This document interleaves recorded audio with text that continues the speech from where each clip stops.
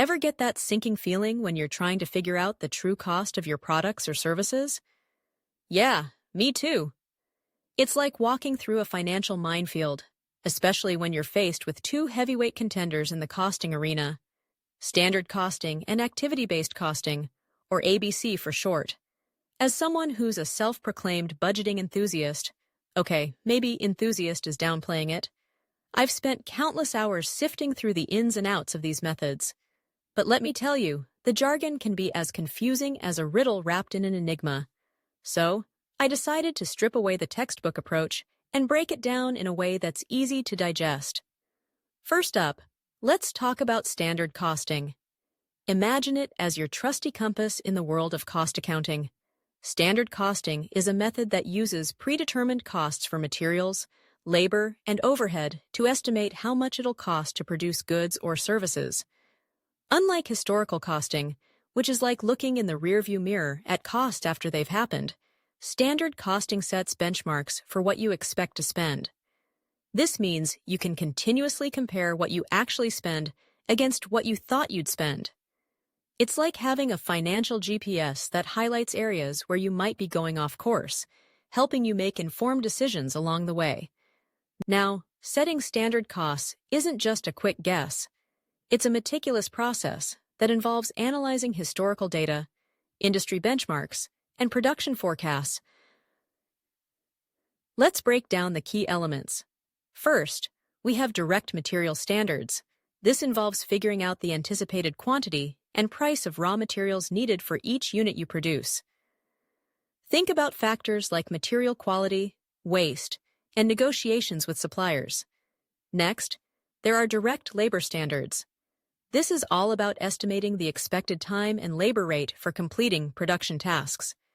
You'll rely on efficiency studies and timekeeping data to set these standards. And then we have manufacturing overhead standards, which are the indirect costs associated with production, like rent and utilities.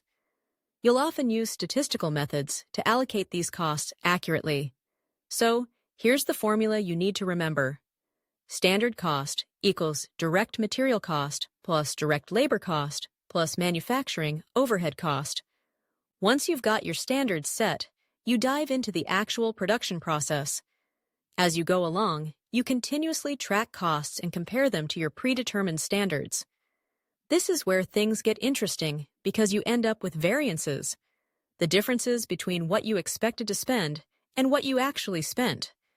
These variances can be favorable, meaning you underspent, or unfavorable, meaning you overspent. The real magic of standard costing lies in variance analysis. By digging into the root causes of these variances, you can identify areas where you can cut costs or improve performance. You might encounter price variances, quantity variances, labor rate variances, labor efficiency variances, and overhead variances. Each of these tells you something different about your production process. Let's look at a couple of examples to see this in action. Imagine you run a small artisanal coffee roastery. You've got this signature blend called Sunrise Sumatra, and you've set your standards based on past data and competitor benchmarks. You determine the costs for green coffee beans, fuel for roasting, labor time, and overhead. But then, you roast a batch and find out the actual costs are way higher due to a poor harvest and a malfunctioning roaster. By calculating the variances, you can investigate what went wrong. Was it a price hike from your supplier? Did your new roaster need more training? This process helps you take corrective action, whether that means negotiating with suppliers or providing training to your staff. Now, let's shift gears and talk about activity-based costing, or ABC. This method takes a different approach by focusing on the activities involved in creating and delivering products, rather than just the products themselves. It recognizes that certain actions within your organization drive those pesky indirect costs like rent and utilities. Instead of allocating these costs across products based on a single factor, like direct labor hours, ABC allows you to define and assign costs to specific activities. The ABC framework consists of 4 key steps. First, you identify all the activities in your organization, from design and production to marketing and customer service. Next, you assign costs to each of these activities, which includes both direct and indirect costs. After that, you choose the cost drivers that best reflect how those activities consume resources. Finally, you calculate activity rates by dividing the total cost of each activity pool by its corresponding cost driver. Let's look at an example. Picture a pizza shop that offers regular and gourmet pizzas. Traditionally, you might allocate all your overhead costs equally across both types of pizza.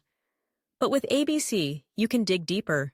You identify activities like order processing, ingredient preparation, cooking, and delivery.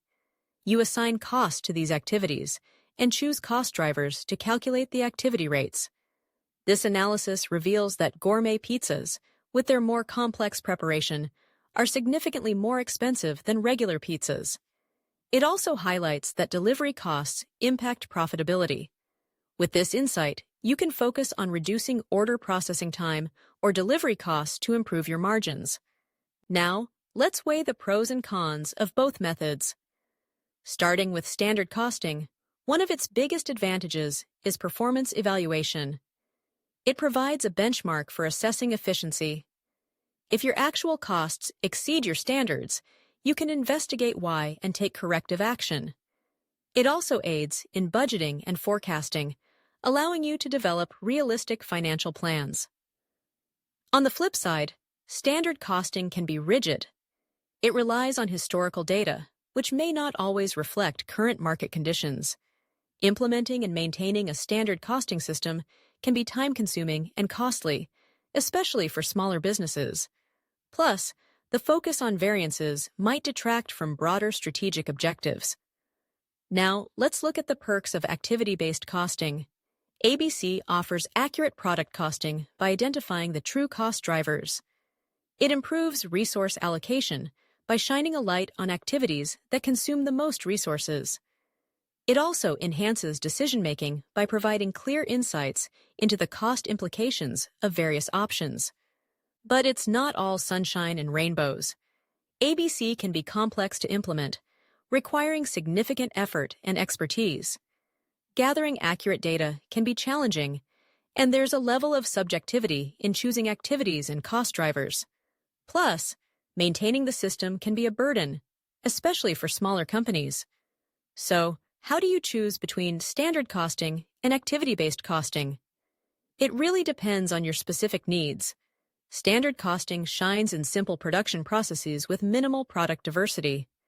It's great for budgeting and external reporting. On the other hand, activity-based costing is ideal for complex and diverse production processes, offering more accurate cost allocation and insights for strategic decision-making. But here's a thought. Why not consider a hybrid approach? You can use standard costing for straightforward, high-volume products while employing ABC for more complex, low-volume ones. This way, you get the best of both worlds, efficiency and accuracy. In the end, the goal is to choose a method that delivers accurate and relevant cost information to support informed decision-making and improve your business performance.